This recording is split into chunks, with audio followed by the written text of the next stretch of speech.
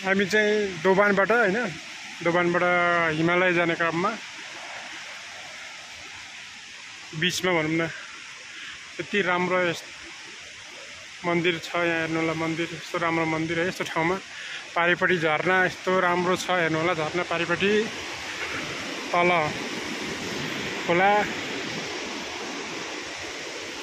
तल खोला छ है हे भगवान झरना देख्न सक्नुहुन्छ तल यति गहिरोमा तल खोला हेलो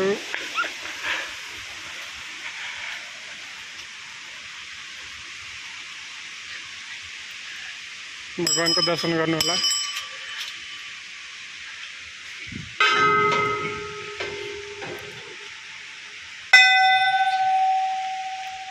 हे भगवान